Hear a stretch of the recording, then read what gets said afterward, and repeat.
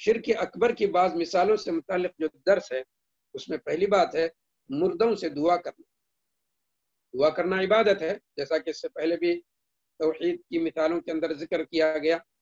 لہٰذا اللہ کے علاوہ مردوں سے دعا کرنا شرک ہے، اور مردے کسی بھی نفع اور نقصان کے مالک بھی نہیں ہیں۔ یہ مردے چاہے نبی ہوں، چاہے ولی ہوں، چاہے صدیق ہوں، چاہے شہداء ہوں، چاہے صالحین ہوں، کوئی بھی ہوں، تو مردے ہیں، تو ان سے دعا کرنا شرک اکبر ہے۔ اللہ تبارک و تعالیٰ نے قرآن کریم میں کئی جگہ اس بات کی تنبیہ فرمائی کہ وَلَا تَدْعُ مِن دُونِ اللَّهِ مَا لَا يَنفَعُكَ وَلَا يَضُرُّكَ فَإِن فَعَلْتَ فَإِنَّكَ إِذًا مِنَ الظَّالِمِينَ، کہ آپ اللہ کو چھوڑ کر دوسروں کو مت پکارو یا دوسروں سے مت دعا کرو، وہ تم کو نہ نفع پہنچا سکتے ہیں اور نہ نقصان پہنچا سکتے ہیں۔ تو ظاہر بات ہے اللہ کے علاوہ دوسروں کی عبادت آدمی جو کرتا ہے نفع یا نقصان سے بچنے کے لیے، نفع حاصل کرنے کے لیے کرتا ہے، تو اللہ نے فرمایا کہ وہ نہ تم کو نفع پہنچا سکتے ہیں اور نہ نقصان پہنچا سکتے ہیں، لہٰذا ان کی عبادت نہ کریں، ان سے دعا نہ کریں۔ پھر اس کے بعد اس کا انجام بھی بتایا، فَإِن فَعَلْتَ فَإِنَّكَ إِذًا مِنَ الظَّالِمِينَ، تو یہاں پر جو مل گیا ہے فعلت کے ساتھ، اگر تم ایسا کرو گے تو پھر تم ظالموں میں سے ہو جاؤ گے۔ تو قرآن کریم میں مشرک کو اور شرک کو ظلم اور ظالم سے تعبیر کیا گیا، جیسا کہ وَمَا لِلظَّالِمِينَ مِنْ أَنصَارٍ میں بھی گزرا، اور یہاں بھی جو ہے فَإِن فَعَلْتَ فَإِنَّكَ إِذًا مِنَ الظَّالِمِينَ، یہ بہت بڑا ظلم ہے۔ اس لیے اللہ نے فرمایا کہ اگر یہ دعا دوسروں سے کی جائے اللہ کو چھوڑ کر، تو پھر وہ جو ہے ظلم کرنے والوں میں سے ہو جائے گا۔ اور ایک آیت یہاں پر یہ بتائی گئی، ان تدعوہم لا يسمعوا دعاءکم، اس سے پہلے اللہ تبارک تعالیٰ نے فرمایا والذین تدعون من دونه ما يملكون من قطمیر، جو لوگ اللہ کو چھوڑ کر دوسروں کو پکارتے ہو، وہ کھجور کی گٹھلی کے اوپر جو ہلکی سی جھلی ہوتی ہے، جو ہلکا سا پتلا سا پردہ ہوتا ہے، اتنی معمولی سی چیز کے بھی وہ مالک نہیں۔ ہاں، جب ایسی بات ہے تو ان سے پکارنا بیکار ہے۔ والذین تدعون من دونه ما يملكون من قطمیر ان تدعوهم لا يسمعوا دعاءکم، اگر تم ان کو پکارتے ہیں، ان سے دعائیں کرتے ہیں، ان سے اپنی مرادیں مانگتے ہیں، تو وہ تمہاری دعا سنتے ہی نہیں، تو پھر وہ تمہاری دعا کیسے قبول کریں گے؟ لا يسمعوا دعاءکم، اگر تمہارے اعتقاد میں یہ بات ہے کہ وہ جو سنتے بھی ہیں، تو اللہ نے فرمایا کہ وَلَوْ سَمِعُوا مَا اسْتَجَابُوا لَكُمْ، اگر وہ سنتے بھی ہیں تو تمہاری دعا قبول نہیں کریں گے، تمہاری مراد پوری نہیں کریں گے۔ وَيَوْمَ الْقِيَامَةِ يَكْفُرُونَ بِشِرْكِكُمْ، اور قیامت کے دن یہ نیک لوگ جن کو تم جو ہے پکار رہے ہو، جن سے تم دعائیں کر رہے ہو، وہ تمہارے شرک کا انکار بھی کر دیں گے، یعنی تم کو بے یار و مددگار چھوڑ دیں گے، ان سے تمہارا کوئی تعلق ہی نہیں ہوگا۔ تو کتنی زبردست انداز میں اللہ تبارک و تعالیٰ نے اس آیت میں شرک کی جو ہے نفی کی ہے، یعنی اللہ کے علاوہ دوسروں سے دعا کرنے کے بارے میں جو نقصانات ہیں ان کی جو وضاحت فرمائی ہے۔ اس کے علاوہ قرآن کے اندر اگر غور کیا جائے تو بہت سی ایسی آیتیں ہیں جس میں اللہ تبارک تعالیٰ نے دوسروں کو پکارنے اور دوسروں سے دعا کرنے، جو اللہ کو چھوڑ کر دوسروں سے دعا کرنے کے بارے میں بڑی سخت انداز میں تنبیہ فرمائی اور اس کے نقصانات بتائے۔ باتیں جو بہت لمبی ہو جائیں گی، لیکن آپ جو اس پر غور کریں کہ اتنی تفصیل کے ساتھ اللہ تبارک و تعالیٰ نے آخر کیوں بتایا ہے۔ مقصد یہ ہے کہ دعا اللہ تبارک و تعالیٰ کو بہت پسند ہے، بڑی پیاری عبادت ہے اللہ تبارک و تعالیٰ کے نزدیک۔ اسی لیے حدیث میں آتا ہے جو شخص اللہ سے دعا نہیں کرتا اللہ اس پر غصہ ہوتا ہے، اس سے ناراض ہوتا ہے۔ من لم يسأل اللہ یغضب، جو اللہ سے نہیں مانگتا اللہ تعالیٰ اس پر ناراض ہوتا ہے۔ اور پھر اللہ تبارک و تعالیٰ کے نزدیک دعا کی عظمت اور دعا کی اہمیت اتنی زبردست ہے کہ بندہ اگر اپنے دونوں ہاتھ اٹھا کر کے اللہ سے مانگتا ہے تو اللہ کے رسول صلی اللہ علیہ وسلم فرماتے ہیں یستحیی من العبد، کہ بندے سے اللہ تبارک تعالیٰ شرم کرتا ہے تو اس کے ہاتھوں کو خالی لوٹا دے، یعنی اس کی دعا کو رد کر دے۔ اللہ کو یہ پسند نہیں، بلکہ اللہ کو شرم آتی ہے کہ بندہ مانگے اور پھر جو اللہ تبارک تعالیٰ نہ دے۔ اور دعا کی عظمت کا عالم یہ ہے کہ اللہ تبارک تعالیٰ دعا کرنے کا حکم دیا، ادعونی استجب لکم، اور پھر دعا کی قبولیت کا یقین بھی دلایا۔ بلکہ اتنا ہی نہیں، اللہ تبارک و تعالی خود ہر دن آسمان دنیا پر نازل ہو کر کے بندوں سے کہتا ہے، ندا لگاتا ہے، من یدعونی فاستجیب لہ، کہ کون ہے جو مجھ سے دعا کرے میں اس کی دعا کو قبول کروں، من یسألونی فاعطیہ، کون ہے جو مجھ سے مانگے اور میں اس کو عطا کروں۔ تو یہ اللہ تبارک و تعالیٰ کے نزدیک دعا کی اتنی زبردست اہمیت ہے۔ اسی لیے نبی کریم صلی اللہ علیہ وسلم نے یہ بات بھی فرمائی کہ اگر کوئی چیز تقدیر کو بدل سکتی ہے تو وہ صرف دعا ہے۔ تو دعا کی اتنی عظمت ہونے کے باوجود، اللہ کے نزدیک اتنی اہمیت ہونے کے باوجود، اگر کوئی دوسروں سے دعا کرتا ہے، دوسروں کو پکارتا ہے، تو اس سے بدترین انسان کوئی نہیں ہو سکتا، اور اس سے بڑا ظالم بھی کوئی نہیں ہو سکتا، اور اس سے بیوقوف انسان بھی کوئی نہیں ہو سکتا۔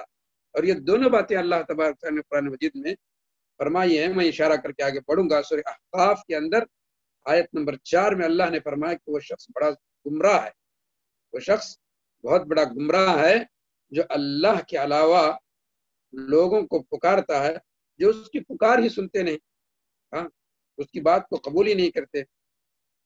اور اللہ تبارک و تعالیٰ نے سورہ رعد کے اندر آیت نمبر 14 کے اندر فرمایا، سورہ رعد آیت نمبر 14 میں بڑی عجیب اور بہت بڑی بہترین مثال لوگوں کو بھی فرمایا کہ لہو دعوت الحق والذین یدعون من دون اللہ لا يستجیبون لهم بشیء الا كباسط کفیہ الى الماء لیبلغ فاہ وما هو ببالغہ وما دعاء الکافرین الا فی ضلال۔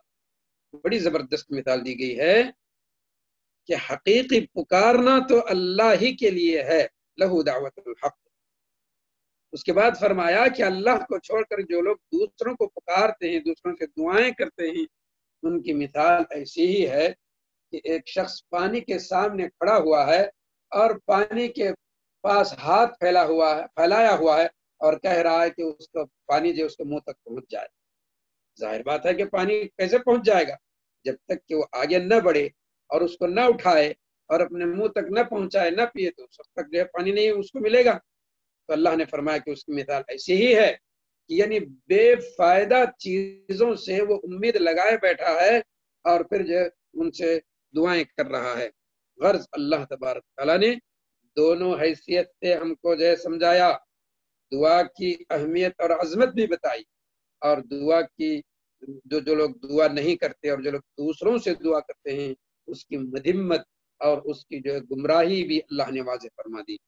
تو یہ جو ہے دعا کے بارے میں اللہ اور اس کے رسول نے جو فرمایا کہ دعا جو ہے بہت اہم ہے، اور اللہ کے علاوہ دوسروں سے دعا کرنا شرک ہے۔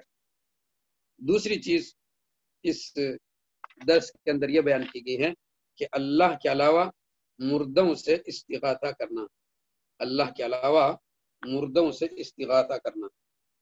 استغاثہ کے معنی اس سے پہلے گزر چکے، عبادات کی مثالوں میں دہائی دینا، یعنی کسی کو مصیبت کے وقت مدد کے لیے پکارنا، مشکل کے وقت مدد کے لیے پکارنا، تو یہ عبادت ہے۔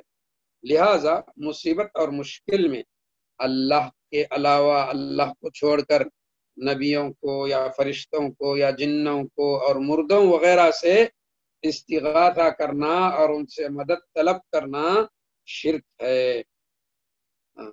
اس سلسلے میں بہت سی آیات ہیں، یہاں بھی ایک آیت ذکر کی گئی ہے کہ ظاہر بات ہے جب مصیبت میں کسی کو پکارتے ہیں تو اس لیے پکارتے ہیں کہ ان کی مصیبت دور ہو جائے، ان کی مشکل دور ہو جائے۔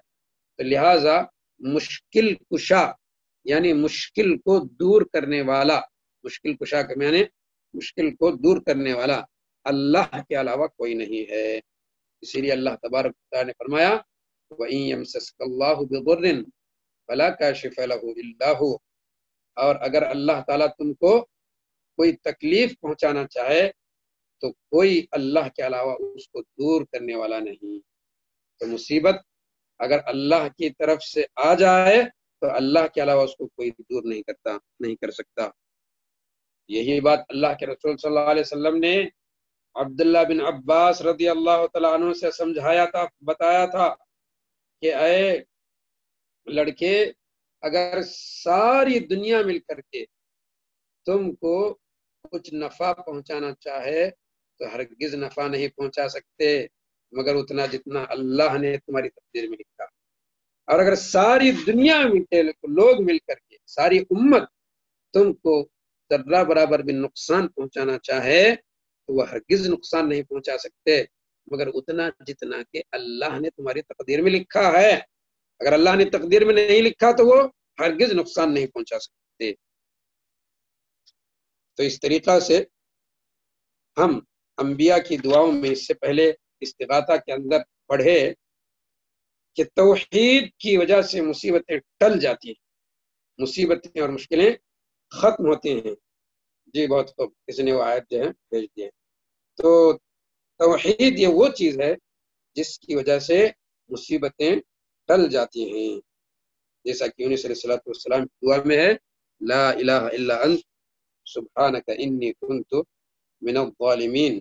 اس سے پہلے ہم نے شاید عمر بھی دیا تھا کہ استغاثہ کی جو دعائیں ہیں یعنی مصیبت کے وقت، یعنی اس کو ایک دوسرے انداز میں بیان کیا گیا تھا بہرکیف، جس میں عیادت کی جو دعا، مریض کی عیادت کی دعا ہے، اور دوسری دعائیں جس میں اللہ تبارک و تعالیٰ کی توحید کا ذکر ہے، جس کے ذریعے سے مصیبت میں اللہ تبارک و تعالیٰ سے استغاثہ کیا گیا ہے.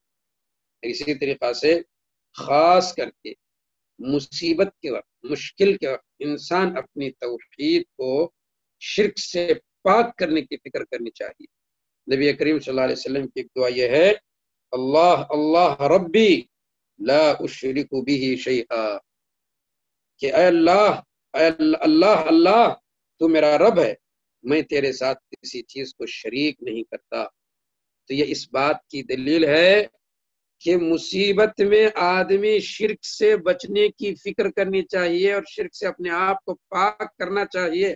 غور کرنا چاہیے کہ کہاں ہمارے اندر شرک لگا ہوا ہے، اس لیے کہ ہر قسم کی مصیبت کی جڑ شرک ہے، چاہے دنیا کی مصیبتیں ہوں، چاہے ظاہری مصیبتیں ہوں، چاہے کوئی بھی مصیبت ہو.